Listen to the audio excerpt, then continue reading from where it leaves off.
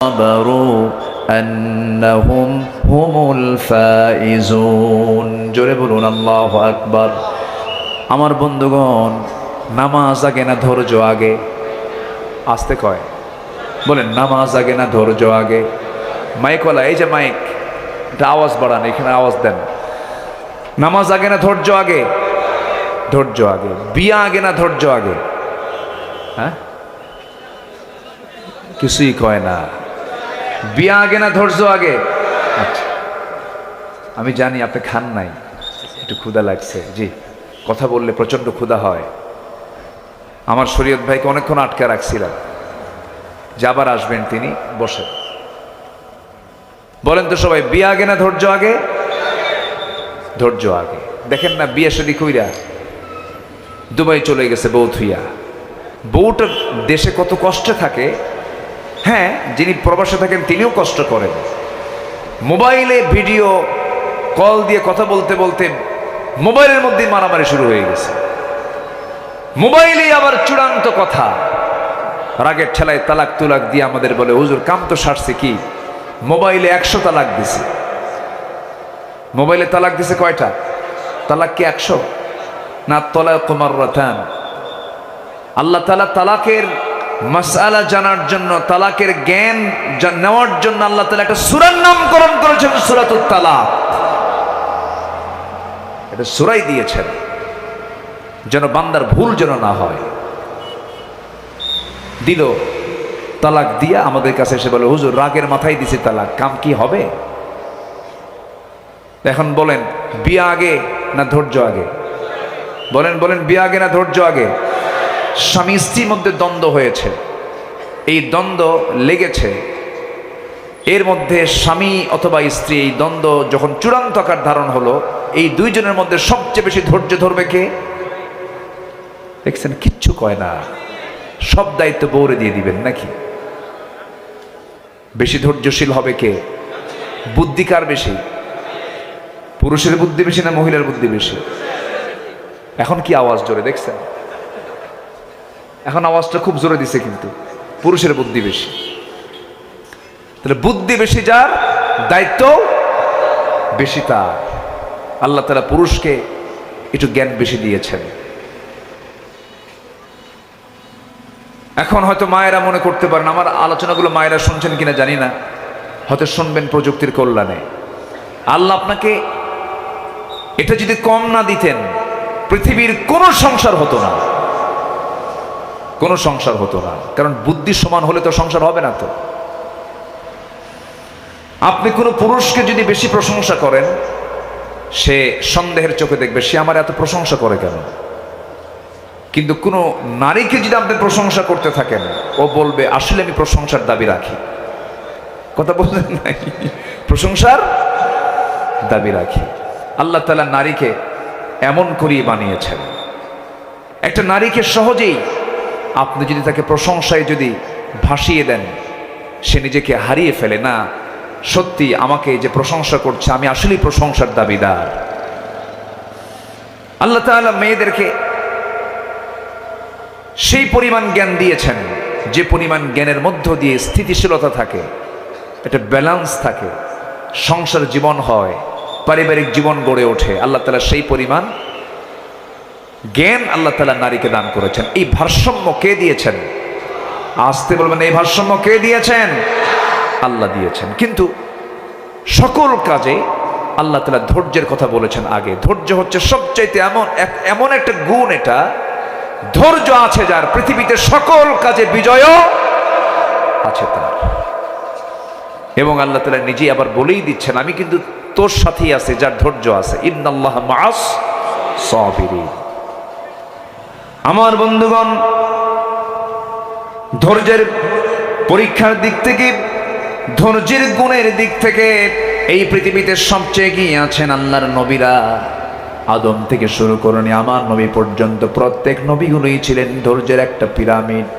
তবে একজন নবীর খুব রাগ ছিল, খুব মেজাজ ছিল, মালাকুল মউত পর্যন্ত থাপ্পড় থেকে বাঁচা নাই। তার নাম কি? লোহাগাড়া তো সবাই তো ওয়াজ পারে, তাই না? সেই নবীর নাম কি? মুসা আলাইহিস সালাতু ওয়াস সালাম। সব নবীরা একটা তবিয়তের ছিলেন, এই নবীটা একটু ভিন্ন ছিলেন, রাগ একটু বেশি ছিল, কিন্তু ধৈর্যের পিরামিড তিনিও ছিলেন। চরম ধৈর্যের পরিচয় দিয়েছেন, চরম আল্লাহ প্রেমিক তিনি ছিলেন, আল্লাহকে দারুণ মহব্বত করতেন। একদিন আল্লাহকে বলে ফেলেন, আল্লাহ তোমার সঙ্গে কতদিন কথা বললাম, তুমি আমার সঙ্গে কথা বললে, আমার কথা তুমি শুনলে, তোমার কথা আমি শুনলাম, ওয়াকাল্লামাল্লাহু মূসা তাকলিমা, কিন্তু আমি এতদিন ধরে অডিও কল দিলাম, কিন্তু আজকে আমার বড় শখ তোমার একটু ভিডিও কল দেব। কি কল দেবেন? ভিডিও কল দেব। অডিও কল না দিয়ে আজকে ভিডিও কল দিতে চাই। আল্লাহ বলছেন, লান তারানি, ভিডিও কলের কোনো অপশনই নাই, আমাকে তুমি ভিডিও কলে দেখতে পাবে না, এই তোমার চামড়ার চক্ষু দিয়ে তুমি আমাকে দুনিয়াতে দেখতে পাবে না। কিন্তু তিনি বলে ফেলেন, আল্লাহ চেষ্টা করি। কি করি? চেষ্টা করি। লান তারানি, লান শব্দ প্রয়োগ করার পরে তো আর কিচ্ছু থাকে না, এরপরেও তিনি বলছেন না, আমি তোমাকে দেখবই। আল্লাহ বলেন, তুর পাহাড়ে চলে আয়। মূসা আলাইহিস সালাতু ওয়াস সালাম মুস্কি মুস্কি হাসি মেরে বলছেন, আল্লাহ এমন পাহাড়ের নাম নিলা যে পাহাড়টা আমার বাড়ি থেকে 800 মাইল দূরে। আশপাশে কত পাহাড় ছিল, সেই সমস্ত পাহাড়ের নাম না নিয়ে তুমি তুর পাহাড়ের নাম নিয়েছ। ভাবছো আমি দূরে বলে যাব না? আমি মুসা ছেঁচড়াও কম না, আমি সেখানেই যাব। জোরে কোন সুবহানাল্লাহ। গেছেন না তিনি? গেছেন না? চলে গেছেন। কোন ভাইকে রেখে গেছেন বলেন? বলেন বলেন, কোন ভাইকে রেখে গেছেন? হারুন আলাইহিস সালাতু ওয়াস সালামকে রেখে গেছেন। ভাই তুমি আমার কওমদেরকে দেখো। মূসা আলাইহিস সালাতু ওয়াস সালাম চলে গেলেন আল্লাহকে দেখার জন্য। বড় তার আশা, দেখতে পেলেন না, কারণ এই চর্মচক্ষু দিয়া পৃথিবীর কোনো মানুষ আল্লাহকে দেখতে পাবে না। আল্লাহকে দেখার জন্য যে যোগ্যতার প্রয়োজন, সেই ফিটনেস, এই যোগ্যতা এই দেহের মধ্যে নাই। আল্লাহকে দেখতে হলে জান্নাতের প্রয়োজন হবে। আল্লাহ রাব্বুল আলামিন বলেন, বান্দারে তোর আমার সঙ্গে জান্নাতে সাক্ষাৎ করবি। পূর্ণিমা রাতের চাঁদ যেমন সম্পূর্ণ স্পষ্ট উজ্জ্বল দেখা যায়, যে বান্দা জান্নাতে যাবে, জান্নাতের মধ্যে 1 নম্বর প্রাপ্তি হলো বান্দা আল্লাহকে তৃপ্তি সহকারে দেখতে পাবে। জোরে বলি সুবহানাল্লাহ। সবাইকে দেখতে চান নাকি? আল্লাহকে সবাই দেখতে চান? আল্লাহকে সবাই দেখতে চান? আল্লাহ কবুল করুন। জোরে বলি আমিন। আল্লাহ আমাকে বেশি ভালোবাসেন না আমি আল্লাহকে বেশি ভালোবাসি? বলেন, ভালো করে চিন্তা করে কর। আমি আল্লাহকে বেশি ভালোবাসি না আল্লাহ আমাকে বেশি ভালোবাসেন? আল্লাহু আকবার। আল্লাহ আমাকে সবচেয়ে বেশি ভালোবাসেন, আল্লাহ আমাকে সবচেয়ে বেশি আদর করেন। পৃথিবীর সব ভালোবাসা, পৃথিবীর সব মায়া মহব্বতের ভিতরে গিভ এন্ড টেক আছে। বউকে দিবেন না, বউ থাকবে না। সন্তানকে দিবেন না, সন্তান থাকবে না। দুর্ব্যবহার করবে, আপনি বিপদে পড়ে যাবেন, আপনার থেকে সব চলে যাবে। পৃথিবীর কেউ আপনাকে নিঃস্বার্থভাবে কোনো কিছুই দেবে না, সবাই আপনার কাছে কিছু চাবে, গিভ এন্ড টেক থাকবে। কিন্তু একমাত্র একটাই ভালোবাসা, একটাই মহব্বত, যেখানে কোনো গিভ এন্ড টেকের কোনো কথা নাই, লেনদেন নাই। একমাত্র নিঃস্বার্থ ভালোবাসা একমাত্র আমার প্রতি কার আছে বলেন? কার কার কার কার? আল্লাহ। অথচ আমরা বইয়ের জন্য পাগল হয়ে যাই, সন্তানের সচ্ছলতার জন্য সুদের কারবার, সন্তানের সচ্ছলতার জন্য ঘুষের কারবার, সন্তানের পরিবারের সচ্ছলতার জন্য রাতকে দিন করা, হালালকে হারাম বানায়া রাতকে দিন বানায়া কত কিছু করি। কিন্তু সেই সন্তান, সেই পরিবারের সব আমার প্রকৃত বন্ধু নয়, সবাই স্বার্থের পাগল, স্বার্থের ভালোবাসা। কিন্তু আমার আল্লাহ আমাকে আপনাকে যে পরিমাণ ভালোবাসেন, সেই ভালোবাসা যদি আমরা অর্জন করতে পারতাম, আল্লাহকে যদি ভালোবাসা উপহার দিতে পারতাম, আল্লাহ বলেন, বান্দা তুই আমার দিকে হেঁটে হেঁটে আসিস, আমি তোর দিকে দৌড়ায়া যাই। বান্দা তুই আমার দিকে 1 কদম হাঁটিস, আমি তোর দিকে 10 কদম আগায়া যাই। বান্দা যখন কান্দে আল্লাহ তখন অস্থির হন। বান্দার 1 ফোঁটা চোখের পানি যদি আল্লাহর ভয়ে যদি পড়ে যায়, আল্লাহর কসম করে বলতেছে ভাইরা, ওই 1 ফোঁটা চোখের পানির দাম এত বেশি, সাত সমুদ্রের পানি দিয়ে জাহান্নাম নিভবে না, কিন্তু বান্দার এক ফোঁটা চোখের পানি দিয়া সাতটা জাহান্নাম নিভে যাবে। জোরে বলি সুবহানাল্লাহ। আমরা মোহাব্বত করব কাকে? আসতে বলবেন না কাকে? নামাজ পড়বো কয় ওয়াক্ত? আসতে বলবেন না কয় ওয়াক্ত নামাজ? 5 ওয়াক্ত নামাজ পড়ব। ধৈর্যশীলতার পরিচয় দেব। জীবনের সকল জায়গায় ধৈর্যের গুণ আছে যার, সফলতা আছে তার। ধৈর্যের গুণ নাই যার, পরাজয় আছে তার। এই জন্য ধৈর্যের পরিচয় দিয়ে সব কাজগুলো করব। দিনের কাজ করতে গেলেও ধৈর্যের প্রয়োজন, দুনিয়ার কাজ করতে গেলেও ধৈর্যের প্রয়োজন, সকল কাজ করতে গেলেই ধৈর্যের প্রয়োজন। আমার বন্ধুগণ, আদম আলাইহিস সালাতু ওয়াস সালাম যখন জান্নাতের মধ্যে ভালোই ছিলেন, জান্নাত থেকে আল্লাহ রাব্বুল আলামিন যখন বলে দিলেন কুল্লা হাবিতু মিনহা জামিআ, দুজন মিলে তোমরা দুনিয়াতে চলে যাও। দুজন দুনিয়াতে চলে আসলেন। কি পরিমাণ ধৈর্যের পরিচয় দিলেন! কতদিন চলে গেল, চোখের পানিতে পানিতে সয়লাব হয়ে যাচ্ছে, কাঁদতেছেন বারবার। ধৈর্যের পরিচয় দিয়ে বলছেন আল্লাহ ফাযাল্লাহুমা শাইতান, শয়তান পদস্খলন করে দিয়েছে, আল্লাহ তুমি আমারে মাফ করে দাও। আদমও কান্দেন, হাওয়াও কান্দেন, আমাদের আব্বা আম্মা কেঁদেছেন দুনিয়াতে এসে। এই জন্য আমরা সন্তান দুনিয়াতে হাসবো বেশি না কাঁদবো বেশি? আজ থেকে হাসবো বেশি না কাঁদবো বেশি? দুনিয়াতে কাঁদবে বেশি যে আখিরাতে হাসবে বেশি সে, আর দুনিয়াতে হাসবে বেশি যে আখিরাতে কাঁদবে বেশি সে। দুনিয়া মূলত হাসার জায়গা না কান্নার জায়গা? আসতে বলবেন না কিসের জায়গা? কিসের জায়গা? কান্নার জায়গা। আদম আলাইহিস সালাতু ওয়াস সালাম যে দোয়া করেছেন, তার স্ত্রীকে নিয়ে আম্মাকে নিয়ে যে দোয়াটা করেছেন, সবাই আমার সঙ্গে ঠোঁট মিলিয়ে মিলিয়ে বলুন রব্বানা যালামনা আনফুসানা ওয়া ইল্লাম তাগফির লানা ওয়া তারহামনা লানাকুনান্না মিনাল খাসিরিন। আমাদের জাতির পিতা ইব্রাহিম আলাইহিস সালাতু ওয়াস সালাম কি ধৈর্যের পরীক্ষা দিয়েছেন! কি পরীক্ষা না তার জীবনে এসেছে! জন্ম থেকে নিয়ে মৃত্যু পর্যন্ত শুধু পরীক্ষার পরীক্ষা, একটা না একাধিক পরীক্ষা, অনেক পরীক্ষা করা হয়েছে। সমস্ত পরীক্ষায় তিনি ফার্স্ট ক্লাস ফার্স্ট হয়েছেন, কখনো ফেল মারেন নাই। ওয়া ইযি বাতালা ইব্রাহিম রাব্বুহু বিকালিমাতিন ফাতাম্মাহুন, প্রত্যেকটা পরীক্ষায় তিনি পাশ করেছেন। আমার বন্ধুগণ, ইব্রাহিম আলাইহিস সালাতু ওয়াস সালামের সবচাইতে বড় পরীক্ষা ছিল, সেই পরীক্ষা সবার কম বেশি জানা আছে। একজন নবীকে আগুনে পুড়ে মেরে ফেলার সিদ্ধান্ত হয়েছিল। সেই নবীর নাম কি বলেন? বলেন সেই নবীর নামটা কি বলেন? ইব্রাহিম আলাইহিস সালাম কি অপরাধে তাকে আগুনে পুড়ে মারার সিদ্ধান্ত নেওয়া হয়েছিল? সে অপরাধটা আজকের সমাজেও আছে না নাই? আসতে বলবেন না আছে না নাই? আছে। ইব্রাহিম আলাইহিস সালাম তিনি মূর্তি রেখেছেন না মূর্তি ভেঙ্গেছেন? আসতে কয়, আসতে কয়। মূর্তি রেখেছেন না মূর্তি ভেঙ্গেছেন?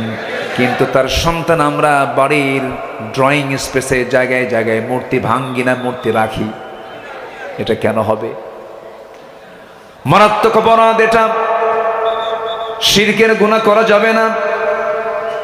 ইব্রাহিম আলাইহিস সালাতু ওয়াস সালাম শিরক উৎখাত করার জন্য দুনিয়াতে এসেছিলেন। কোনো মূর্তির স্থান তার কাছে ছিল না।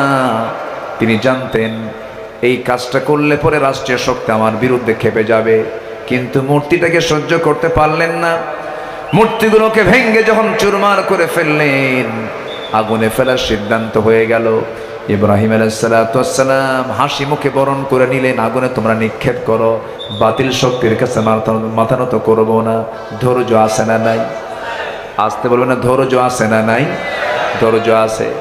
সবাই মিলে পরামর্শ দিলে ইব্রাহিম তুমি মাফ চেয়ে নাও, ক্ষমা চেয়ে নাও, রাষ্ট্রপতির কাছে তুমি আত্মসমর্পণ করো, ক্ষমা চেয়ে নাও, তোমাকে ক্ষমা করে দেওয়া হবে।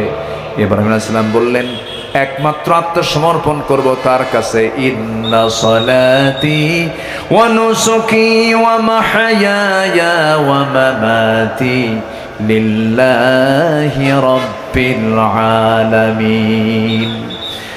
আমার জীবন, আমার মরণ, আমার সব কিছু কার জন্য বলেন? আসতে বলবেন না কার জন্য বলেন? ইব্রাহিম আলাইহিস সালাতু ওয়াস সালামকে যখন আগুনে নিক্ষেপ করা হলো, তিনি নিজের চোখে দেখতে পেলেন বাপ পর্যন্ত সহযোগিতা করে তাকে আগুনে ফেলে দিল। আল্লাহকে বলছেন, আল্লাহ এই পৃথিবীর বুকে সন্তান যদি বিপদে পড়ে যায় অন্তত বাপটা তার সাথে আসে, তার পক্ষে কাজ করে। আজকে আল্লাহ তোমার কাছে প্রার্থনা করলাম, আমার বাপটা পর্যন্ত আমার বিরোধী হয়ে আমাকে আগুনে ফেলতে চায়। আল্লাহ তুমি এত বড় বিপদ থেকে তুমি আমাকে বাঁচাও। ও আল্লাহ এত বড় মুসিবত থেকে তুমি আল্লাহ আমাকে বাঁচাও। আল্লাহ তারা দোয়া কবুল করলেন, আগুনের টুকরা হয়ে গেছে আল্লাহর পয়গম্বরের জন্য জান্নাতের টুকরা। জোরে কোন সুবহানাল্লাহ।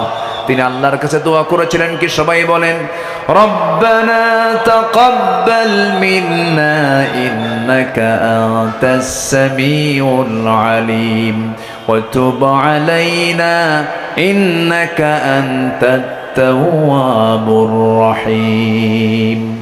আমার বন্ধুগণ, আরেকজন পয়গম্বর 18 বছর ধরে রোগাক্রান্ত ছিলেন।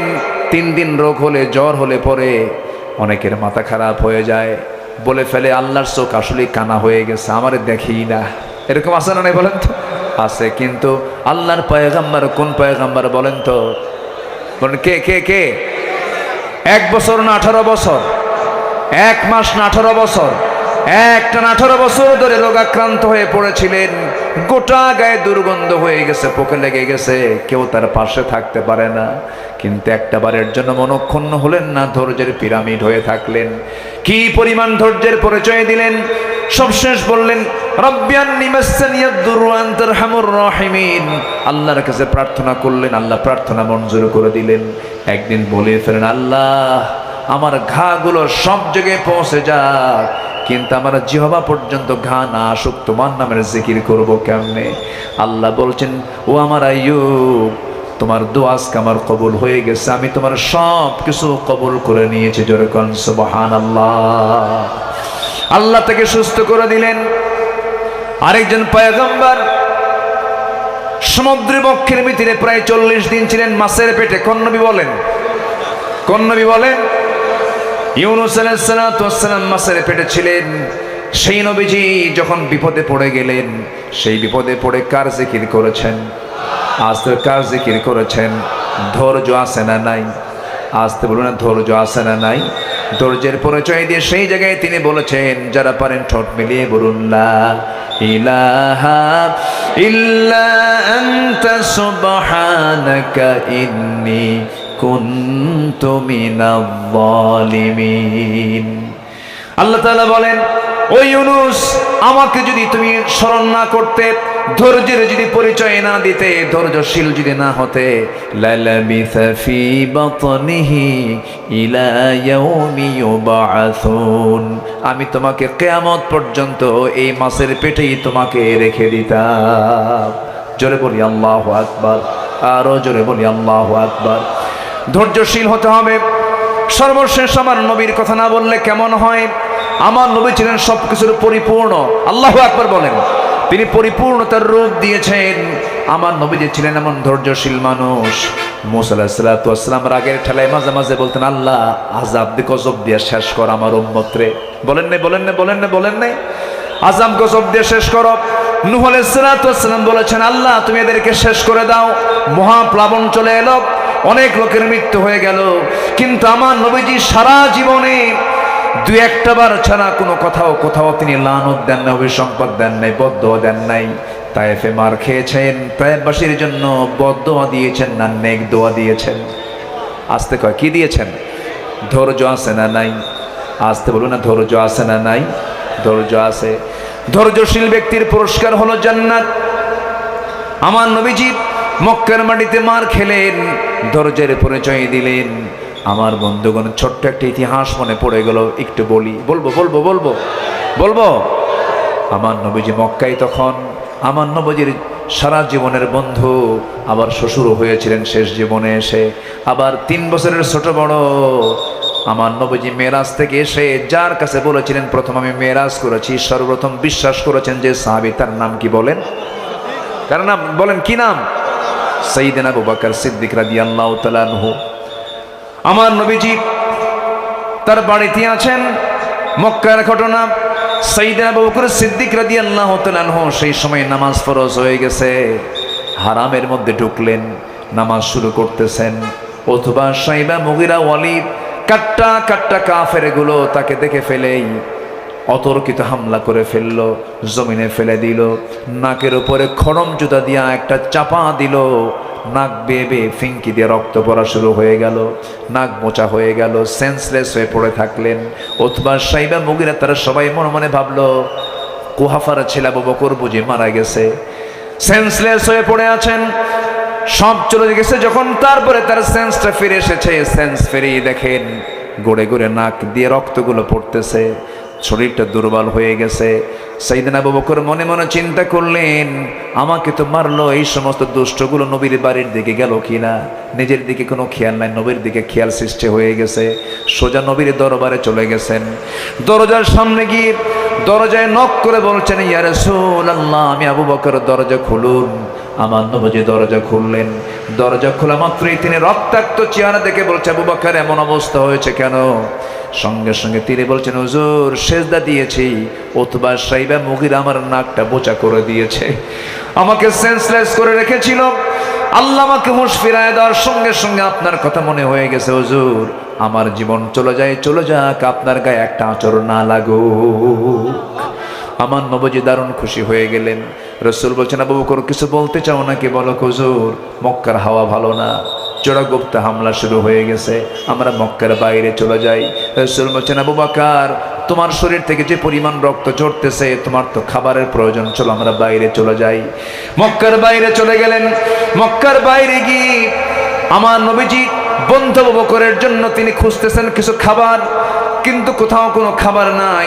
মেষের পাল খুঁজলেন, পেলেন না। উটের পাল খুঁজলেন, পেলেন না। ছোট্ট একটা ছাগল পাল দেখলেন, একজন রাখালকে তার পাশে দেখলেন, রাখালকে ডাক দিয়ে বলছে, রাখাল একটা ছাগি দেবে নাকি? কেন, কি করবেন? ছাগিটার দুধ দহন করে বন্ধুকে খাওয়ায় দেবে, বন্ধু আমার রক্ত শূন্যতায় ভুগতেছে। রাখাল বলছে, পারবো না দিতে, কারণ এই ছাগলগুলোর মালিক তো আমি নই, আমি যদি এখান থেকে একটা ছাগি দিয়ে দিই আমানতের খেয়ানত হয়ে যাবে, আমার দায়িত্ব পালনের সম্পূর্ণ ব্যর্থতার পরিচয় হবে, আমি এটা করতে পারবো না। আমার নবীজি ওই রাখালের কথাগুলো শুনে খুব খুশি হয়ে মনে মনে চিন্তা করে, আরে এই মরুর অঞ্চলের এই একটা রাখালের মধ্যে ইমান নাই, কিন্তু ইমানের গুণ আছে, আর আমাদের সমাজে ইমান আছে কিন্তু ইমানের কোনো গুণ নাই। আমার নবীজি খুশি হয়ে গেলেন। এবার রাখালকে মুচকি হাসি মেরে বলছেন, ওরে রাখাল, আমি তোমার কাছে এমন একটা ছাগি চাবো যে ছাগিটার পেটে কখনো বাচ্চা আসে নাই, কখনো বাটে দুধ আসে নাই, ওলানে দুধ আসে নাই, পেটে কখনো বাচ্চা আসে নাই, ছোট্ট একটা ছাগি দিলেই হবে। রাখাল মুচকি মুচকি হাসি মেরে মনে মনে চিন্তা করতেছে, লোকটা পাগল নাকি, ছোট্ট ছাগি দিয়ে কী করবে? কিচ্ছু না বলে ছোট্ট একটা ছাগি এনে নবীর হাতে যখন দিয়ে দিয়েছে, রাখাল তো জানে না এই হাতের বরকত কত বড় বরকত। আমার নবীজি ছাগিটা হাতের মধ্যে নিলেন, দুই পায়ের মাঝখানে রাখলেন, কোসায় নিয়ে নিলেন। আমার নবীজি ছাগলটা নিয়ে, ওই ছাগিটা নিয়ে ছাগিটার পিছনের দুই পায়ের ঠিক মাঝখান বরাবর ওলানের কাছে দুটো হাত রেখে দিলেন। দুটো হাত রেখে দিয়ে বিসমিল্লাহ বলে ফোঁ দিয়ে দিলেন। গোটাও দুধের ওলানটা টন টন করা দুধে ভরপুর হয়ে গেছে। জোরে বলে সুবহানাল্লাহ। আমার নবীজি আবার রাখালকে বলছেন, রাখাল একটা কাদাহ নিয়ে আসো, একটা বাটি নিয়ে আসো। এই বাটিটা নিয়ে আসা হলো।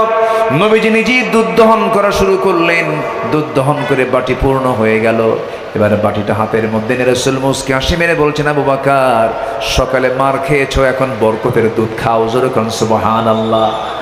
বাটি পূর্ণ দুধ নিয়ে সাইয়েদনা আবু বকর পান করা শুরু করলেন। এত তৃপ্তি ভরে পান করলেন, পেটের চামড়া টাইট হয়ে গেছে, এত পরিমাণ দুধ তিনি খেলেন, কিন্তু দুধের পাত্র থেকে দুধ চুল পরিমাণ কমে নাই। আমার নবীজি বলছেন, আবু বকর তুমি কি চিন্তা করতেছো? হুজুর দুধ তো পান করলাম অনেকগুলো, কিন্তু দুধ তো কমে না। রাসূল বলছেন, এই বাটির দুধ কখনো কমবে না যতক্ষণ না আমি নবী এই বাটিতে ঠোঁটটা না লাগাবো। জোরে বলি সুবহানাল্লাহ। আমার নবীজি আবার বললেন, রাখালকে দিয়ে দাও। রাখালের হাতে দুধের বাটি দেওয়া হলো, দুধের পাত্র দেওয়া হলো। রাখাল যখন মুখটা নিয়ে নিয়েছে বাটির সাথে, আমার নবীজি বিসমিল্লাহ বলে দিলেন। সেও দুধ পান করলো, কিন্তু দুধ কমে নাই বাটি থেকে। এবার রাসূল বলছেন, শোনো ও রাখাল, শোনো আবু বকর, এই বাটিতে যে পরিমাণ দুধ এখনো আছে, আল্লাহর কিছু বান্দা এখানে থাকলে পরে কেউ দুধ কমাতে পারতো না। আমি যখন বাটিতে মুখ রাখবো তখন দুধটা শেষ হয়ে যাবে। আমার রাসূল বাটিতে মুখ রাখলেন, খেয়ে নিলেন, দুধের বাটি, দুধটা শেষ হয়ে গেল, দুধ ফুরে গেল। আমার নবীজি এবার দুধের বাটি রাখালকে দিয়ে বলছে, রাখাল এই দুধের বাটিটা তুমি নিয়ে নাও, আমাদের কাজ এখন শেষ, আমরা এখন চলে যাচ্ছি। রাখালের চোখে পানি। রাসূল বলছে, রাখাল তুমি কাঁদো কেন? এবার বলছে, আপনি চলে যাচ্ছেন, আমাকে একা ছেড়ে নিয়ে একা ছেড়ে থুয়ে যাবেন কেন? আমিও যেতে চাই, আপনার সঙ্গে যেতে চাই। রাসূল বলে ফেললেন, কিছুক্ষণ আগেই তুমি তো ওয়াজ করলে আমানতের খেয়ানত করা যাবে না, তুমি যদি আমার সঙ্গে চলে যাও এই ছাগলগুলো দেখবে কে? তুমি তো রাখাল। তাই তো, ঠিক কথা বলেছেন, আমি যাব না, কিন্তু একটা শর্ত আমি জড়িয়ে দিতে চাই। আপনাকে যখন ছোট্ট ছাগিটা দিলাম, আপনি ওলানের কাছে গিয়ে দুটো হাত রাখলেন। সম্মানিত বন্ধুগণ, এই লানত কে দেন? আসতে বলবেন, এই লানত কে দেন? আল্লাহ দেন। ওয়াইফসিদুনা ফিল আরদ, যারা জমিনে ফাসাদ সৃষ্টি করবে আল্লাহ তাদের উপরে লানত করবেন। এটা কার কথা? আল্লাহর কথা।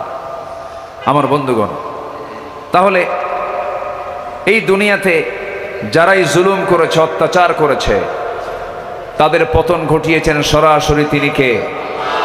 আসতে বলবেন না কে? আমরা কেউ ভাবি নাই যে এই সিচুয়েশনটা আল্লাহ তাআলা এত দ্রুত করে দিবেন। যুবকদের দিল থেকে আল্লাহ ভয় দূর করে দিয়েছিলেন, কিন্তু যদি যুবকরা ভয় পেয়ে যেত, যুবকরা যদি পালাতো, তাহলে কি হতো? ইল্লা তানফিরু ইউআযিবকুম আযাবান আলীমান ওয়া ইস্তাবদিল কওমান গায়রাকুম ওয়া লা তাদুররুহু শাইআ। জোরে বলুন আল্লাহু আকবার। তোমরা যদি পলায়ন করতে, তাহলে কি হতো? তোমাদের পরিবর্তে তোমাদের উপরে এমন একজন শাসক চাপিয়ে দিতাম যাদের কোনো ক্ষতি তোমরা করতে পারতে না। আমার বন্ধুগণ, সেই জুলাই থেকে আন্দোলন শুরু হলো 5 আগস্ট পর্যন্ত। যুবকরা হাসতে হাসতে জীবন দিয়ে দিয়েছে, চুল পরিমাণ ভয় পায় নাই। স্বরাষ্ট্রমন্ত্রীকে এক পুলিশ দেখিয়ে দিয়ে বলছে, স্যার একটা গুলি করি একটাই পড়ে, কিন্তু বাকিগুলো ভয়ে পিছনে দৌড়ায় না, তারা সবাই সামনের দিকে আগায় আসে। এই যে তাদের কদমটা মজবুত হলো, এই যে তারা সাহস যোগী সামনের দিকে এগিয়ে আসলো, এটার পিছনে তাদের কদম মজবুত করে দিয়েছেন তিনি আমার কে?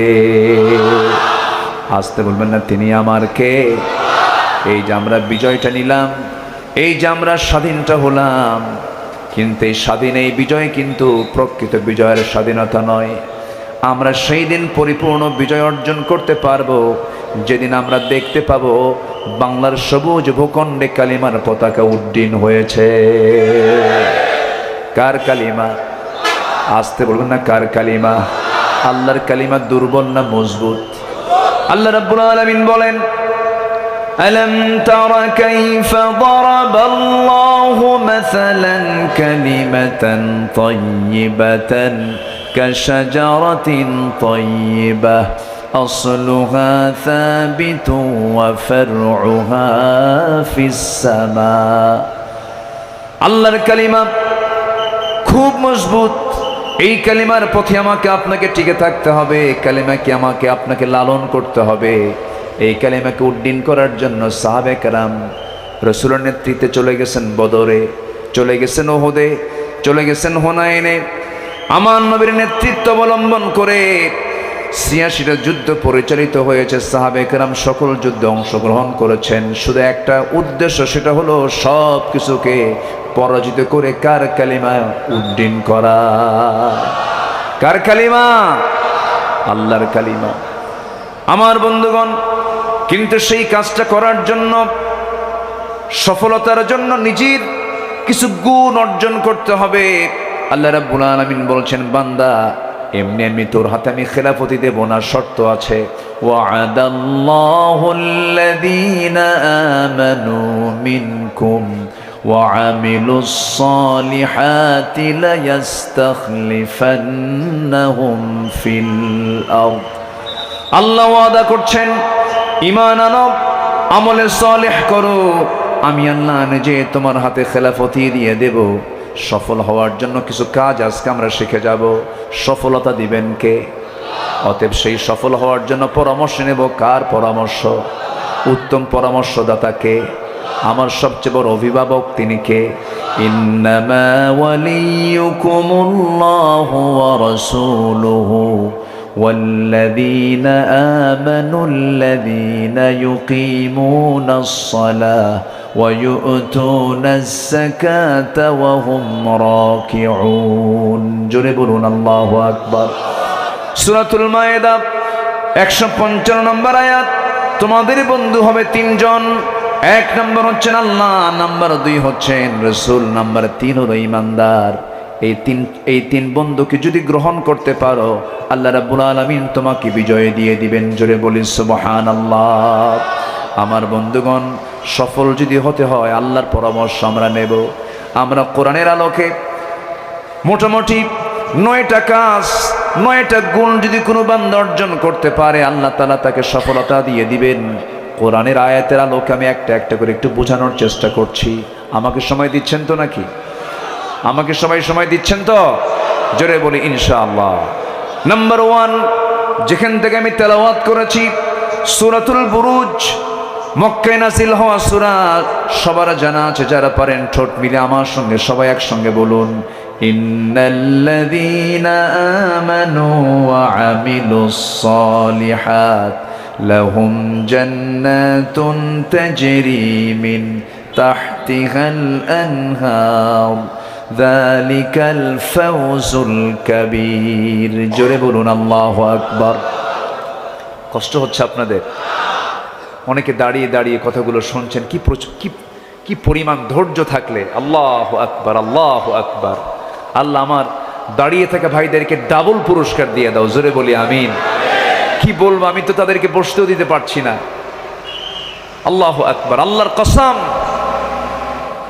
লোহাগাড়া আর সাতকানিয়ার মতো যদি এমন জনপদ যদি বাংলাদেশের প্রত্যেকটি থানা যদি হতো, দেশে বিপ্লব ঘটে যেত। আলহামদুলিল্লাহ বলেন। জোরে বলি আলহামদুলিল্লাহ।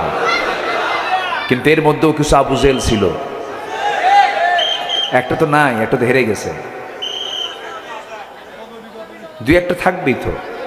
রসুল আছেন যেখানে আবু জেহেল, রসুল আছেন যেখানে আবু জেহেল সেখানে। কোরআন পড়ুয়া হাদিস পড়ুয়া লোক যদি বদমাইশ হয়, কোরআনও বোঝে হাদিসও বোঝে, এরপরে যদি বদমাইশ হয়, শয়তান পারবে না শয়তানের সাথে। এটাই প্রবলেম। ঘুমন্ত, প্রকৃত ঘুমন্ত ব্যক্তিকে জাগানো যায়, কিন্তু ঘুমের ভান ধরা ব্যক্তিকে জাগানো যায় না। কি কথা ক্লিয়ার? কথা বোঝা গেল? 16 বছর বহু তেল মারা নেতা দেখেছি, তেলবাজ হুজুর দেখেছি। গণজাগরণ মঞ্চে গিয়ে বলে, আমি আমার জীবনের শ্রেষ্ঠ কাজ আজকে করতে পারলাম। তার নামের আগে শাইখুল হাদিস না বললে নাকি গুনাহ হয়। সম্মানিত ভাইয়েরা, সম্মানিত বন্ধুগণ, আমার দেশে এই 16 বছর, বিগত 16 বছরে এমন আলেম উলামাও সময় কাটিয়েছেন যাদের গায়ে একটা আঁচড় লাগে নাই। মামলা তো দূরের কথা, একটা গায়ে আঁচড়ও লাগে নাই। কিন্তু দিন শেষে ওই সমস্ত লোকগুলোই আবার চোরের মায়ের বড় গলা। এদেশে একটি দল, যে দলের মামলা ছিল হলো 30 লক্ষ, আর 90 লক্ষ ছিল তার আসামি। ইস্পাত কঠিন সিদ্ধান্ত নিয়ে দাঁড়িয়েছিল, বাতিল শক্তির কাছে মাথা নত করে নাই। বাতিলরা সেই দিকেই নজর দিয়েছিল। অনেক লোভনীয় প্রস্তাব দেওয়া হয়েছিল আল্লামা সাঈদীকে। উনি বলেছিলেন, দুনিয়ার সকল কিছু আমার সামনে হাজির করা হোক। আমি কাউকে চাই না, আমি আমার আল্লাহকে পেতে চাই। 2009 সালে আমার জীবনের প্রথম হজের সফর। সেই হজের সফরে, জীবনের শেষ সফর হজের ছিল হলো আল্লামা সাইদ রাহিমাহুল্লাহ। একই বছর উনিও হজে গেছেন, জীবনের শেষ হজ। ওই সময় ট্রাইব্যুনাল গঠন হচ্ছিল, মামলা প্রস্তুত হচ্ছে। বলা হলো, হুজুর আপনি না গেলেই ভালো হয়, দেশে মামলা হবে, জেল খাটতে হবে। উনি একখান মুচকি হাসি মেরে বললেন, আমার দল, আমার নেতা, আমার কর্মীগুলো মানবেতর জীবন যাপন করবে, জেল খাটবে, আর আমি আরামে বিদেশে থাকবো। এই আদর্শ আমার রাসূল শিখায় নাই। উনি দেশে ফিরেছেন, কারাবরণ করেছেন। 13টি বছর তার উপরে যে অত্যাচারগুলো করা হয়েছে। যারা জেলে গেছেন, জেল খাটা সহজ, সেল খাটা সহজ না, দারুণ জটিল জায়গা। আল্লাহ পাক আমাকেও নিয়েছিলেন, আমিও ঢুকছিলাম চুরি করে না, কোরআনের হক কথা বলতে গিয়ে আমাকে ধরে নিয়ে গেছে। আল্লামা সাঈদী শেষ পর্যন্ত টিকে ছিলেন, বাতিল শক্তির কাছে হার মানেন নাই। শেষ পর্যন্ত তারা কোনো সুযোগ না পেয়ে 13 আগস্ট 2023-এ চিকিৎসার নাম করে সুস্থ মানুষকে ধরে নিয়ে জেলখানা থেকে হসপিটালে ভর্তি করিয়ে পয়জনিং করে, বিষ প্রয়োগ করে তাকে হত্যা করা হয়েছে। তাফসীর মাহফিলের এই প্ল্যাটফর্ম থেকে জানান দিতে চাই, যে কুচক্রী মহল একজন কিংবদন্তি আলেমের এমন হত্যার ষড়যন্ত্র করেছে, অবিলম্বে তাদেরকে চূড়ান্ত শাস্তি নিশ্চিত করা হোক। রাজি আছেন কারা কারা? হাত উঁচু করে দেখান।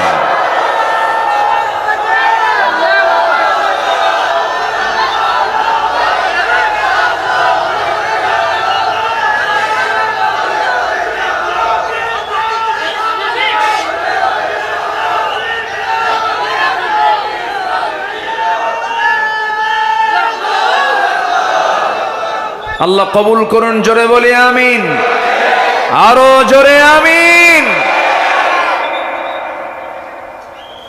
53 বছরে এই প্রথম আমরা একটা মুক্ত পরিবেশে কথা বলার সুযোগ পেয়েছি। বলি আলহামদুলিল্লাহ, জোরে বলি আলহামদুলিল্লাহ। সময় বারবার আমরা কাজে লাগাবো, প্রতি সেকেন্ডকে। জোরে বলি ইনশাআল্লাহ, আরো জোরে বলি ইনশাআল্লাহ। সম্মানিত ভাইয়েরা, সফল হতে হলে আগে ঈমান টানতে হবে। কি আনতে হবে? ঈমান। ঈমান আছে, আমল নেই, তা হবে না। আবার ঈমানের সাথে কি লাগবে? আমল লাগবে। আমলহীন ঈমানের কোনো মূল্য নেই, আবার ঈমানহীন আমলেরও কোনো মূল্য নেই। ঈমানও লাগবে, আমলও লাগবে। আমল আছে, ঈমান নেই, হবে না। ঈমান আছে, আমল নেই, হবে না। এই শর্ত কে দিয়েছেন? আসতে বলবেন না, কে দিয়েছেন? আল্লাহ দিয়েছেন। আল্লাহ রাব্বুল আলামিন বলেন, যদি এই দুইটা জিনিস যদি তোমার হয়ে যায়, আমি আল্লাহ তোমাকে জানিয়ে দিলাম, তোমাকে স্থায়ী জান্নাত দিয়ে দেব। এবং জেনে রেখে দিও, যালিকাল ফাওজুল কাবীর, এটাই তোমার জন্য বড় সফলতা। জোরে বলি সুবহানাল্লাহ। নম্বর 2 হলো পরিশুদ্ধতা, তাসকিয়াতুন নফস, নফসের শুদ্ধতা। কোন লোকটা সফল? কোরআন জবাব দিতেছে, ক্বাদ আফলাহা মান তাযাক্কা ওয়া যাকারা ইসমা রাব্বিহি ফাসাল্লা বাল তু'থিরুনাল হায়াতাদ দুনিয়া ওয়াল আখিরাতু খায়রুন ওয়া আবকা। আরেক জায়গায় বলছেন, ক্বাদ আফলাহা মান যাক্কাহা ওয়া ক্বাদ খাবা মান দাসসাহা। জোরে বলুন আল্লাহু আকবার। প্রকৃত সফল তো সেই যে শুদ্ধ হতে পেরেছে, নফসের শুদ্ধতা আনতে পেরেছে। আমার বন্ধুগণ, শুদ্ধতা কাকে বলে? একটা ছোট্ট একটা এক্সাম্পল দেব আমি। ওমরের নাম শুনছেন তো সবাই নাকি? আজকে আমার দাওয়াতদাতা যিনি, তার নাম ওমর। কই ওমর ভাই, কই গেল? আহারে, অনেকদিন আগে এক মাহফিলে বললাম ওমর রে চিনেন কে কে? সামনে থেকে এক ছোট্ট বাচ্চা দাঁড়ায় বলে, হুজুর আমি চিনি। কে? আমাদের বাড়ির দোতলায় ভাড়া থাকে। এই ওমর সেই ওমর নয়, লোহাগড়ার ওমর নয়। এই ওমর সেই ওমর যার নাম শুনলে শয়তান পর্যন্ত ভয় পেত। এই ওমর সেই ওমর যার নাম শুনলে রোম পারস্য থরথর করে কাঁপত। এই ওমর সেই ওমর যে ওমরের হুঙ্কারি সমস্ত তাগুত শক্তি থরথর করে কাঁপত। যুদ্ধের ময়দানে ওমর যখন চলে যেতেন, কাফের শক্তিদের মধ্যে ত্রাস সৃষ্টি হয়ে যেত। সব সাহাবী হিজরত করেছেন রাতের আধারে, আর ওমরে ফারুক হিজরত করেছেন দিনের আলোতে। আল্লাহু আকবার বলে। প্রচন্ড সাহসী ছিলেন ওমরে ফারুক রাদিয়াল্লাহু তাআলা আনহু। তাসকিয়া কাকে বলে? নফসের শুদ্ধতা কাকে বলে? রাষ্ট্রের এক বোতল মধু তিনি পেয়েছেন। রাষ্ট্রের পক্ষ থেকে পেয়েছেন এক বোতল মধু। সেই মধুর বোতল নিয়ে বাড়িতে চলে আসলেন। বাড়িতে এসে বলছে, শোনো, এই যে বোতলে যে মধুটা আছে, এই মধু শুধু আমি একা পান করবো না, আমাদের চতুর্পাশ্বে আরো 4টা পরিবার আছে। এই 4 পরিবার এবং আমার পরিবার, এই মোট 5 জন, 5টা পরিবার এই মধুর বোতল থেকে মধু নেবে। সমান 5টা ভাগ করতে হবে। স্ত্রী হাতে মধুর বোতল দিয়ে বলছে, বউ আমার, এই মধুর বোতলটা তোমাকে দিলাম, সুন্দর করে 5টা ভাগে ভাগ করবা, সবার ঘরে ঘরে সমান তালে দিয়ে দিবা। স্ত্রী হাতে মধুর বোতলটা হস্তান্তর করার কিছুক্ষণ পরেই বলছেন, স্ত্রী মন খারাপ করো না, আমি তোমাকে ভাগ করতে দেব না। এই কথা বলেই মধুর বোতলটা হাতের থেকে তার নিজের হাতে তুলে নিয়েছেন। এমন আচরণ কোনো স্বামী যদি বউয়ের সঙ্গে করে,